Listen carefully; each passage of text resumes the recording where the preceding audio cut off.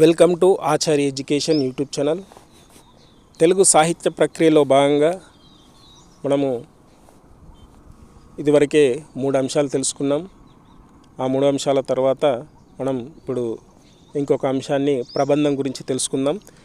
ప్రబంధం అనేటువంటిది తెలుగునాట 12వ శతాబ్దం కాలంలో ప్రబంధం అనే శబ్దం మొట్టమొదటిసారిగా ప్రయోగించబడింది. తెలుగులో ప్రబంధం అనేటువంటి శబ్దాన్ని 12వ శతాబ్దంలో ఉపయోగించడం జరిగింది. ప్రబంధ శబ్దాన్ని, ప్రబంధ కావ్య లక్షణాలను పేర్కొన్న మొట్టమొదటి కవి నన్నెచోడు. మనం శైవ కవుల్లో మనం చూసుకుంటాం నన్నెచోడే ప్రథమ కవి అని మనకు కొంతమంది పరిశోధకులు తెలియజేయడం జరిగింది.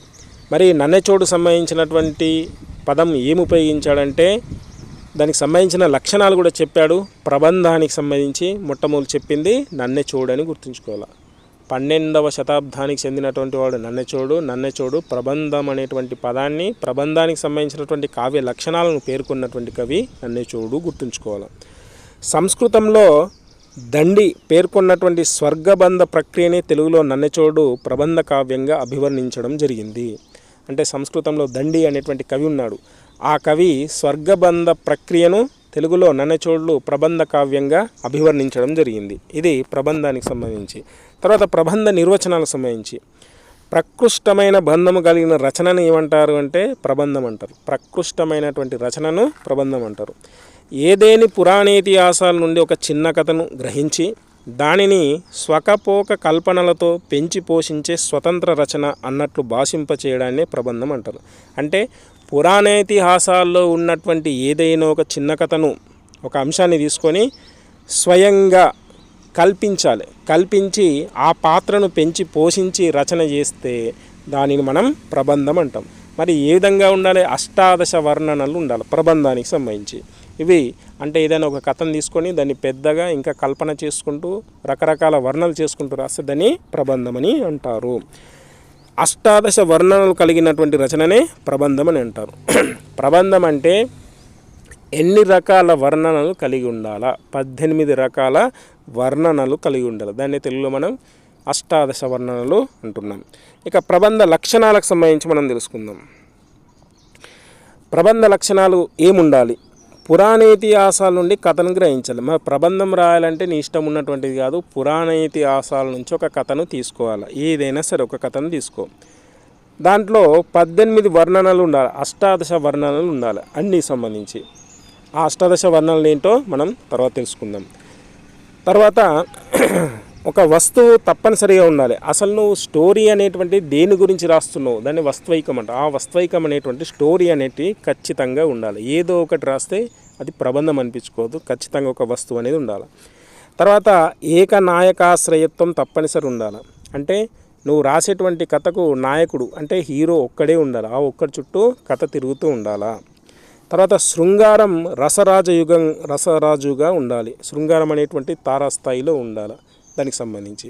తర్వాత అలంకారికమైనటువంటి వర్ణనలు తప్పనిసరి. అలంకారాలు, అన్ని రకాల అలంకారాలు దీంట్లో ఖచ్చితంగా ఉండాలి. తర్వాత అనువాదం కాక స్వతంత్ర రచన అన్నట్లు ఉండాలి. మరి దేంట్లో కాపీ మక్కి కొట్టడం కాకుండా ఉన్నటువంటి కథను తీసుకొని దాన్ని ఎక్స్ట్రాగా రాస్తే దాన్ని స్వతంత్ర రచన అంటారు. ఆ విధంగా ఉండాలి. ఇది ప్రబంధానికి సంబంధించినటువంటి లక్షణాలు. ఇక ప్రబంధానికి సంబంధించినటువంటి కొన్ని తీసుకుంటే కొన్ని మనకు ప్రశ్నలు ఇవ్వడం జరిగింది. ప్రథమాంధ్ర ప్రౌఢ ప్రబంధం. ప్రథమాంధ్ర అంటే తెలుగు సంబంధించినటువంటి ప్రథమాంధ్ర ప్రౌఢ ప్రబంధం అనేటువంటి, అంటే ప్రౌఢ అంటే మొట్టమొదటిది ఇప్పుడే ఉన్నటువంటి ప్రబంధం ఏంటి అంటే మన కుమార సంభవం. కుమార సంభవాన్ని ఎవరు రాశారు? మరి కుమార సంభవాన్ని నన్నెచోడు రాశాడు తెలుగులో. మరి సంస్కృతంలో కాళిదాసు రాయడం జరిగింది. కాళిదాసు రాసినటువంటి కుమార సంభవాన్ని తెలుగులో నన్నెచోడు రాశాడు. కాబట్టి దీన్ని మనం ప్రథమాంధ్ర అన్నాం. అందుకే ప్రథమాంధ్ర సంస్కృతాన్ని ప్రథమాంధ్ర ప్రౌఢ ప్రబంధం కుమార సంభవం. దీన్ని నన్నెచోడు రాశాడు. తర్వాత సాహిత్య విమర్శకులచే ప్రబంధ ప్రజాపతి అని పిలువబడిన వారు నన్నెచోడు. ప్రబంధ ప్రజాపతి అంటే ప్రబంధాలను రాసినటువంటి మొట్టమొదటి ఆద్యుడు. తిక్కన తన 15 పర్వాల 15 పర్వాల భారతాన్ని ప్రబంధ మండలి అని పేర్కొన్నాడు. మొన్నటి ఎట్లా వచ్చింది. ఎవరు రాసినటువంటి దాన్ని, లేకపోతే ఏ విధంగా అయినా ప్రశ్నను మారవచ్చు. 15 పర్వాల భారతాన్ని ప్రబంధ మండలి అని పేర్కొన్నది ఎవరు? తిక్కన. 15 పర్వాలు రాసింది తిక్కన కాబట్టి ఈజీగా గుర్తించవచ్చు. కానీ భారతాన్ని అనువదించినటువంటి కవుల్లో తన రాసినటువంటి పర్వాలను ప్రబంధ మండలి అన్నవారు ఎవరు అంటే అక్కడ నన్నయ్య తిక్కనేరైనా కన్ఫ్యూజ్ కావడానికి ఆస్కారం ఉంటుంది. ఆ విధంగా ప్రశ్న రావచ్చు. తర్వాత ప్రబంధ కవులకు మార్గదర్శకుడైన కవి ఎర్రన. మరి ప్రబంధ కవులకు మార్గదర్శకుడు ఎట్లా అయిందంటే అతని వర్ణన ఆ విధంగా ఉంటుంది. ప్రబంధం అంటేనే వర్ణనాత్మకంగా ఉండాలి. ఆ విధంగా వర్ణనలు మరి ఎక్కువ మార్గదర్శకుడైన కవి ఎర్రన కవితా వర్ణనలు ప్రబంధ కవులకు మార్గదర్శనమైనాయి. తర్వాత ఎర్రనను ఏమంటారు? అందుకే ప్రబంధ పరమేశ్వరుడు అంటారు. ప్రబంధ పరమేశ్వరుడు. తర్వాత శ్రీనాథుడు తన హరవిలాస కావ్యాన్ని శైవ ప్రబంధం అన్నాడు. శ్రీనాథుడు తను రచించిన రచనల్లో ఏ రచనను శైవ ప్రబంధం అన్నాడు అంటే హరవిలాసం అనేటువంటి కావ్యాన్ని శైవ ప్రబంధం అనడం జరిగింది. తెలుగులో వెలిసిన మొట్టమొదటి ఉత్తమ ప్రబంధం, తెలుగులో వెలిసినటువంటి మొట్టమొదటి ఉత్తమ ప్రబంధం లేదా సమగ్ర ప్రబంధమైన మనుచరిత్ర అని చెప్పొచ్చు. తెలుగులో వెళ్ళిన చిట్ట చివరి ఉత్తమ ప్రబంధం ఫస్ట్దేమో మనుచరిత్ర, మరి లాస్ట్ది ఏంటంటే విజయ విలాసము. తెలుగులో వెళ్ళిన మొట్టమొదటి కల్పిత ప్రబంధం, కల్పితం అంటే కల్పించినటువంటిది, ఏ దాని నుంచి తీసుకోవాలా మనం ఏంటిది, ఏదో ఒక పురాణాల నుంచి తీసుకోవాలా అని చెప్పుకున్నాం. పురాణ ఇతిహాసాల నుంచి తీసుకొని మనం ప్రబంధం రాయాలని చెప్పుకున్నాం. కానీ ఏ పురాణం నుంచి తీసుకోగా కల్పితంగా రాశాడు. కల్పితంగా రాసింది కళాపూర్ణోదయం. తర్వాత పద్య రూపంలో ఉన్నటువంటి నవల అని ఏ ప్రబంధాన్ని పిలుస్తారు? కళాపూర్ణోదయం. కటమంచి రామలింగారెడ్డి గారిని విశేషంగా ఆకట్టుకున్న ప్రబంధం కళాపూర్ణోదయం. మరి కళాపూర్ణోదయాన్ని ఎవరు రాశారు? పింగళి సూరన. మనుచరిత్రను పెద్దన.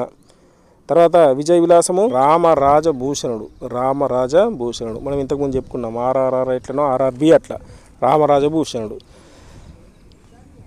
ఇంకా ప్రశ్న ఏంటంటే కళాపూర్ణోదయం గురించి కొంత నవలలాగా, కొంత నాటకంలాగా, మరికొంత ఈనాటి సినిమాలాగా సాగిన రచన అని చెప్పాడు. కళాపూర్ణోదయాన్ని పింగళ సూర్యన రచించాడు. పింగళ సూర్యన రచించినటువంటి కళాపూర్ణోదయాన్ని కొంత నవల లెక్క ఉంది, కొంత నాటకం లెక్క ఉంది, మరికొంత ఈనాటి సినిమా లెక్క ఉంది అని చెప్పినటువంటి వాళ్ళు ఎవరంటే ఆరుద్ర పేరేంది? భాగవతుల సదాశివశంకర శాస్త్రి. తర్వాత శ్రీని అమితంగా ఆకట్టుకున్నటువంటి ప్రబంధం వసుచరిత్ర. ఇప్పుడే చెప్పుకున్నాం. రామరాజభూషణుడు, ఆర్ఆర్బి రామరాజభూషణుడు. ఇవి ప్రబంధానికి సంబంధించినటువంటి కొన్ని ప్రశ్నలు. ఇంకా కొన్ని ప్రబంధాలకు సంబంధించినటువంటి కొన్ని అంశాలు ఏమేమి ఉన్నాయనేటువంటిది మనం చూద్దాం. ఈ టేబుల్ ఉంది. ఈ టేబుల్ని జాగ్రత్తగా ఒకసారి చూసుకోండి.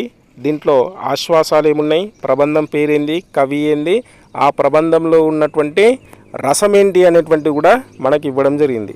అంటే ఒక్కొక్క ప్రబంధానికి ఒక్కొక్క రసానికి సంబంధించి ఉంటుంది. మామూలుగా ప్రతి ప్రబంధం శృంగార రసరాజంగా ఉండాలని చెప్పుకున్నాం ఇప్పుడే లక్షణం. అయితే మనుచరిత్ర రాసింది ఎవరు రాశారు? మనుచరిత్ర పెద్దన రాశాడు. ఆముక్త మాల్యద శ్రీకృష్ణదేవరాయలు రాశాడు. పారిజాతాపహరణం నందితిమ్మన రాశాడు. తర్వాత రాజశేఖర చరిత్ర మాదయ్య గారి మల్లన రాశాడు. తర్వాత రామాభ్యుదయం అయ్యలరాజు రామభద్రుడు రాశాడు. పాండురంగమహత్యం తెనాలి రామలింగడు. వసుచరిత్ర భట్టుమూర్తి అదే రామరాజభూషణుడు. తర్వాత కళాపూర్ణోదయం పింగళి సూరన. ప్రభావతి ప్రద్యుమ్నం పింగళి సూరనే రచించాడు. తర్వాత రాధా మాధవీయం చింతలపూడి ఎల్లన. తర్వాత కవికర్ణ రసాయనం సంకుశాల నృసింహకవి. తర్వాత విజయ విలాసము చేమకూర వెంకటకవి. మనకు ఆల్రెడీ ఈ పాఠ్యాంశం ఉన్నది. విజయ విలాసానికి సంబంధించి చేమకూర వెంకటకవి. తర్వాత తపతి సంవరణోపాఖ్యానం ఇది కూడా ఉంది. అద్దంకి గంగాధరుడు. ఎవరికి అంకితం ఇచ్చాడంటే ఇబ్రహీం కుతుబ్ షాకు. తర్వాత నిరంకుశోపాఖ్యానం కందుకూరి రుద్రకవి. తర్వాత శృంగార సావిత్రి రఘునాథ నాయకుడు. వైజయంతి విలాసము సారంగు తమ్మయ్య. తర్వాత రాధికా స్వాంతనము ముద్దు పళని. రాధికా స్వాంతననే ఇలాదేవీయం అని అంటున్నాం.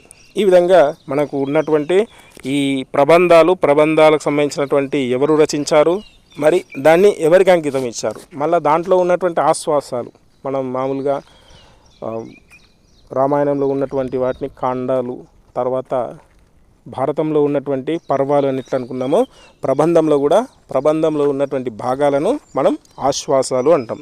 ఈ విధంగా మనకు ఉన్నటువంటి ఇంకా చాలా ఉన్నాయి, కాకపోతే కొన్ని అంశాలు ఇవి. ఇక తెలంగాణ కవులకు సంబంధించినటువంటి ప్రబంధాలు ఏమేమి ఉన్నాయనేటువంటిది వాటికి సంబంధించి తెలంగాణ కవులకు సంబంధించినటువంటి ప్రబంధాలు తపతి సంవరణోపాఖ్యాన్ని రచించినది అద్దంకి గంగాధరుడు. ఇది మనకు ఉన్నది ఆల్రెడీ టెక్స్ట్ బుక్లో.